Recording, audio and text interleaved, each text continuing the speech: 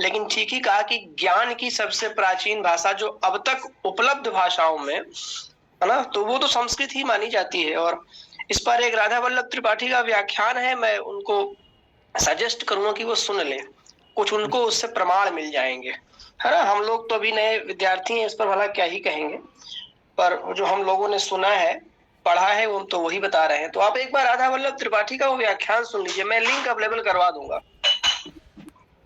और एक तथ्य तो यह है कि, और जो कि तथ्य है, और क्योंकि अभी तक जितनी भी ज्ञान मीमांसा की परंपरा है वो तथ्य को ही मानती है, तो ये तथ्य है कि लिखित भाषा का जो पहला प्रमाण मिलता है वो ऋग्वेद ही है। तमिल और एक वहाँ भूल रहा हूँ उसका नाम, एक लिपि है सुमेरियन या क्या उसका नाम है, ये दो लिपियां मिलती हैं प्राचीन, लेकिन भाषा के रूप में जो भाषा मिलती है वो प्राचीन संस्कृत ही है। और प्राचीन संस्कृत को लेकर के जरूर विवाद है, क्योंकि पाणिनि के समय में वो स्टैंडर्डाइज हुई, इसलिए पाणिनि के यहाँ भी संस्कृत नहीं मिलता है। तो संस्कृत के किसी विद्वान ने संस्कृत को संस्कृत नहीं कहा है, और नहीं संस्कृत के किसी वैयाकरण ने, बड़े वैयाकरण ने संस्कृत को संस्कृत कहा है। तो संस्कृत नाम कहाँ से आ गया ये सोचना चाहिए। पाणिनि ने अष्टाध्यायी में उसको भाषा कहा है, और हिंदी के भी और संस्कृत के बड़े विद्वानों ने उसको पुरानी प्राकृत कहा है। तो संस्कृत उसका नाम नहीं है। वो संस्कृत इसलिए कही जाती है कि प्राच्यवाद के जमाने में पहली बार जो ग्रामेटिकल पैटर्न भाषा का होता है, कारक क्रिया और कर्ता संबंध, ये उस भाषा में व्यवस्थित रूप से मिलता है, इसलिए उसको संस्कृत बाद में हमारे यहाँ कहा गया और उसको पश्चिम ने खूब प्रचारित कर दिया। दरअसल वो कोई भाषा है ही नहीं, वो एक प्राकृत कहिए कि बातचीत का माध्यम थी। इस पर चंद्रधर शर्मा गुलेरी ने लिखा है, और एक बड़ी अच्छी किताब है ideology and status of Sanskrit, उसको बहुत अच्छी किताब है। और दूसरा एक और तथ्य आप लोग अगर जानते होंगे तो आप लोगों का उधर ध्यान खींचूं कि हमारे यहाँ हम जिसको शब्द कहते हैं, तो शब्द का अर्थ हमेशा वो लिखित शब्द नहीं होता है। जब हम शब्द कहते हैं तो उसमें वह लिखित वर्ण और उसका अर्थ दोनों समाहित हैं। और भाषा, सत्ता और यथार्थ का भारतीय परंपरा ने यही निष्कर्ष निकाला कि दरअसल भाषा, सत्ता और यथार्थ तीनों अद्वैत हैं। और कैसे? तो शब्द है। तो शब्द जब हम कहते हैं तो हिंदी में शब्द का अर्थ इतना अधिक संकुचित हो गया है और संदर्भ विलुप्त उसका हो गया है कि हिंदी में शब्द का मतलब समझ लिया गया है कि जो लिखते हैं वो शब्द है। जैसे गाय लिखा तो ये शब्द है, और गाय का जो अर्थ निकला वो अर्थ है।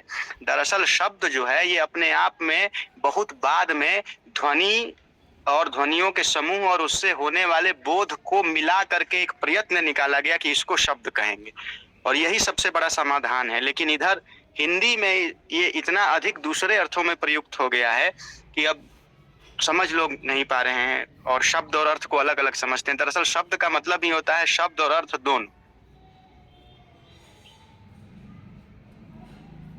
जी आशीष, ये जितना अधिक पढ़ेंगे उतना अधिक लचीलापन तो आएगा ही, और रिजिड नहीं होंगे किसी चीज को लेकर के।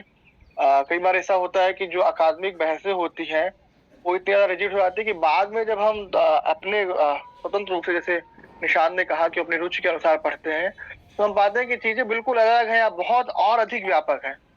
मुझे लगता है अकादमिक दुनिया में एक छोटी मोटी झलक दिखाई जाती है, और हमारा प्रयास खुद होना चाहिए कि हम आगे अगर उस विषय में कुछ चर्चा करना चाहते हैं, चिंतन करना चाहते हैं, तो अधिक से अधिक उससे जुड़े विद्वानों को पढ़ें और अपने हिसाब से समझें। मैं आदरणीय नित्य गोपाल शर्मा सर से आग्रह करूंगा कि सर अब आए और इस पूरी बातचीत पर जो टिप्पणियां हुई हैं उन सब पर अपनी बात रखें। आदरणीय सर। धन्यवाद सचिन जी, बहुत बहुत बधाई निशांत जी, आशीष जी, पुरुषोत्तम जी, और एक और कौन अपने मित्र देवेश जी, सर्वेश जी। अच्छी चर्चा, यानी निशांत ने जो मेहनत की और उसका सुपरिणाम जो आया वो इन तीनों के अच्छे हस्तक्षेप के रूप में आया। मैं आप चारों को बधाई देता हूं। और निशांत, ये कहना कि मैं कम बोलता हूं या अंतर्मुखी हूं, या मुझे नहीं लगता। जैसा सचिन ने कहा था कि 1 घंटे तक आप इतना बढ़िया वक्तव्य दे रहे हैं, इतना बढ़िया बोले हैं, और विषय को, भाषा की जो हमारी सामान्य समझ है कि बस हम बोल लेते हैं यही भाषा है, सच में विद्यार्थी होने के नाते और हमें इससे आगे जाना ही होता है, विद्यार्थी होने के नाते, अन्यथा हम लोग विद्यार्थी नहीं रह पाते। ये तो फिर सामान्य व्यक्ति जो प्रयोग कर रहा है, हम भी कर रहे हैं, फिर हम विद्यार्थी काय के हैं। तो विद्यार्थी होने के नाते हमें भाषा की जो समझ है, भाषा का जो चिंतन है, उसे उससे ऊपर ले जाने की आवश्यकता है। और ये आवश्यकता आप जिस तरीके से देख रहे हैं और आपने जो जिस ढंग से उसको प्रस्तुत किया है कि उसका कितना व्यापक रूप है भाषा का, और जितना व्यापक हम करते जाएंगे। देखिए, मुझे पता नहीं क्यों ऐसा याद आ रहा है, एक तो जो अभी अभी चर्चा चल रही थी, जब हम शब्दार्थ कह देते हैं ना, तो शब्द विज्ञान और अर्थ विज्ञान दोनों को अलग करने से ये संकट पैदा होता है। लेकिन ये उच्चरित भाषा के अध्ययन की श्रेणियां हैं, हम उसे भाषा के अध्ययन की सीमा मान लें तब जाके ये संकट पैदा होता है। अन्यथा यदि आप स्मरण करेंगे तो काव्य के हेतु, जब ये कहा गया ना कि व्युत्पत्ति काव्य का हेतु है, तो व्युत्पत्ति का अर्थ बहुज्यता थी। बहुज्यता यानी कि इंटरडिसिप्लिनरी, हमारा क्षेत्र इतना विकसित है, हम जितना ज्यादा चीजों को एक दूसरे के साथ समेट सकें, जितना एक दूसरे के साथ जोड़ सकें। अब आज हम भले ही कहते हैं कि हम इनोवेटिव चीजों की कहते हैं, लेकिन आप देखेंगे कि जब हम प्रतिभा की बात करते थे तो वो इनोवेटिव ही था। और ये तो एक सामान्य स्तर था। इससे ऊपर जैसे जैसे हम उठते गए तो भाषा हमारे लिए उतना ही ज्यादा महत्वपूर्ण होती गई, और भाषा सच में उससे ज्यादा महत्वपूर्ण है। यूं ही कोई वाक सूक्त का उदाहरण नहीं दे देता, या वाक सूक्त से ऊपर अभी तक हम जाने की क्षमता पैदा अपने भीतर नहीं कर पाए। तो भाषा का जो अपना वास्तविक रूप है, वह सत्ता को कैसे देखता है, वह अन्य चीजों को कैसे देखता है, उसका प्रायोगिक स्वरूप क्या है। सामान्यतः तो यही माना जाता है कि 2500 शब्दों में एक व्यक्ति अपना काम चला लेता है। तो ये 2500 शब्द तो कोई भाषा नहीं है, ये तो किसी भाषा के सामान्य रूप में हमारा काम चलाने का है। जो आपने कहा कि हम अहंकार वश ऐसा कह लेते हैं कि हम ही ज्ञानी हैं, हमसे ऊपर कुछ नहीं है, लेकिन हमने सच में कभी नहीं सोचा कि दूसरे भी प्राणी हैं। मुझे कई बार स्मरण होता है, हम लोग देखते हैं ना अपने जो हमारे प्राणी विज्ञानी हुए ना, सालिम अली साहब, वो बेचारे इतने पक्षियों से बात कर लेते थे, और पूरा का पूरा सीरियल आपने बना दिया मोगली, जो पक्षियों से पशुओं से बात करता है। उन लोगों ने तो हमारी बात हमेशा समझी। एक बंदर भी हमारी बात समझता है और वो हमारे कहने पर खेलने लगता है, हम उसकी बात नहीं समझते हैं। तोता हमारी बात समझने की कोशिश करता है, हम तोते की बात समझने की कोशिश नहीं करते, और हम एक विज्ञान खड़ा कर देते हैं पूरा उसके माध्यम से।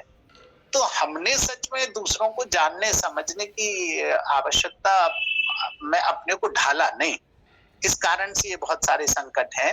लेकिन एक विद्यार्थी होने के नाते मेरा तो यही सदैव अपना भी प्रयास रहता है, और मेरा आप सबसे भी यही विनम्र निवेदन है, विद्यार्थी होने के नाते हमें इस सामान्य धरातल से ऊपर जितने अध्ययन हुए हैं उनको पढ़ने की कोशिश करनी चाहिए। और उससे आगे यदि हम कहीं सोच सकते हो, कहीं जान सकते हो। बहुत बार संकट यहाँ पर है कि हम जरा सा पढ़ते हैं और उसे यथार्थ के स्वरूप में प्रतिपादित करने लगते हैं, और जैसे ही यथार्थ में आते हैं तो हमारे आसपास जो चीजें बस वहीं तक यथार्थ सीमित हो जाता है। तो भाषा का जो अपना मूल रूप है वह वहीं आकर के नीचे की ओर तो ढलान पे आ जाता है, ऊपर की ओर अग्रसर होता नहीं। लेकिन लगातार आप लोग जिस तरीके से प्रयास कर रहे हैं और पढ़ रहे हैं, मुझे तो हमेशा लगता है, और खास करके ये चिंतन मुझे BHU या आप जितने भी, मैं सचिन का धन्यवाद देता हूँ और आप सबका भी धन्यवाद देता हूँ कि लगातार जो वहां से भाषिक चिंतन हो रहा है, तो मुझे लग रहा है कि BHU की पहचान भी ऐसे निर्मित होनी चाहिए कहीं ना कहीं, कि यदि भाषिक अध्ययन करना है और उसका बहुत यानी गंभीर अध्ययन करना है, तो एक केंद्र वहां पर है और हम सभी को उससे जुड़ने की कोशिश करनी चाहिए। बतरस में कितने तरीके के प्रोग्राम हुए या चर्चाएं हुई ये एक बात है, लेकिन मुझे लग रहा है कि जितनी गंभीर भाषिक चर्चा और दूसरे पक्षों पे चर्चा बतरस में लगातार हो रही है, इतनी बहुलता बहुत कम मंचों पर शायद होगी। लेकिन ये सब संभव है। आप सब शोधार्थी, विद्यार्थी जो स्कॉलर्स हैं वो इतना अच्छा कर रहे हैं, तो मैं तो सिर्फ एक श्रोता के नाते ही आप सबका बहुत बहुत धन्यवाद सदैव व्यक्त करता हूँ। और आज भी मुझे बहुत अच्छा लगा। मैं निशांत को बहुत बहुत बधाई देता हूँ। इस मंच पर इस कार्यक्रम से जितने भी लोग जुड़े हैं उन सबका आभार और बहुत बहुत धन्यवाद सचिन आपका भी, कि आप खूब मेहनत करके बड़े विद्वान वक्ताओं को कम से कम मुझे सुनने का अवसर दे रहे हैं। मैं इसके लिए आपका भी बहुत बहुत आभार व्यक्त कर रहा हूँ। और मेरी तो सदैव मेरा मतलब सौभाग्य है कि मैं आप सबको सुनता हूँ और अच्छा लगता है मुझे। आप सब लोग ऐसे ही बात करते रहें, अपनी बात से हमें अवगत कराते रहें। तो इसके संग पुनः एक बार आप सभी का बहुत बहुत आभार, धन्यवाद। सर आपका भी बहुत बहुत धन्यवाद। आप लगातार हमारे साथ जुड़ते हैं और हमारा मार्गदर्शन करते हैं। तो मित्रों, आज की गोष्ठी जिसमें निशांत ने भाषा, सत्ता और यथार्थ विषय पर अपनी बातचीत रखी, आशीष, सर्वेश, पुरुषोत्तम ने टिप्पणियां की, प्रश्न पूछे और सर ने अंत में अपनी टिप्पणी की। सफल गोष्ठी के रूप में हम देखते हैं, जैसा कि निशांत ने शुरू में कहा कि बहुत बिखरी बिखरी बातें होंगी, सूत्र नहीं लगेगा, आपके हाथ हो सकता है ना लगे हाथ कोई एक, लेकिन अंत तक पहुंचते पहुंचते आपने देखा कि जिस तरीके के प्रश्न हुए, जो टिप्पणियां आई, उससे पता चलता है कि वो जो कहना चाहते हैं वो कहीं ना कहीं हम लोगों तक पहुंचा है। और भाषा को समझने की एक बड़ी दृष्टि जिसकी चर्चा किताबों में है, अक्सर वो मंच पर नहीं आ पाती है या फिर क्लासरूम में नहीं आ पाती है। केवल जो भी हमारे पाठ्यक्रम में होती है चीजें, अपनी मजबूरियां होती है पाठ्यक्रम को समाप्त करने के समय पे, हो सकता है चीजें ना आए, लेकिन ऐसे मंच, ऐसे जगहों पर वो बातें आती हैं। मैं निशांत के प्रति बहुत आभारी हूँ कि उन्होंने एक बार में हमारा निवेदन स्वीकार किया और भाषा पर अपनी बात रखी। आशीष और सर्वेश का भी बहुत बहुत शुक्रिया कि दोनों जुड़े। मैं एक बार फिर से निवेदन करूंगा कि बतरस गोष्ठी का मंच आप सभी के लिए खुला है। आपके मन में यदि कोई विषय है जिस पर आप बातचीत करना चाहते हैं तो आप बतरस गोष्ठी से संपर्क कर सकते हैं। हमारे पोस्टर पर नंबर हमेशा रहता है, आप उसमें बात कीजिए, या फिर जिनके थ्रू आप इस गोष्ठी में जुड़े हैं आप उनसे बात कर सकते हैं। जैसे निशांत का जिक्र जो है आशीष ने पहली बार किया था, तो आप ऐसे कर सकते हैं और बतरस से जुड़ सकते हैं, लगातार बात करेंगे।